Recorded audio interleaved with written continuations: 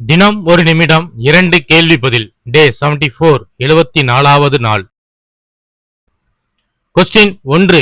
கூற்று: ஒப்பார் குழுக்களுக்குள் போட்டி, சண்டை, சச்சரவுகள் வருவது இயல்பானது மற்றும் முடிவில் நட்பு பாராட்டி ஒற்றுமையாகின்றனர். காரணம்: குழு தலைவன் சொல்லுக்கு அனைவரும் கட்டுப்படுகின்றனர்.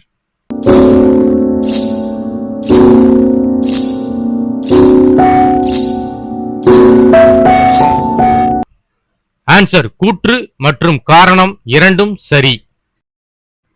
கொஸ்டின் 2. சூழல் சார் ஆக்கவியலோடு தொடர்புடையது எது?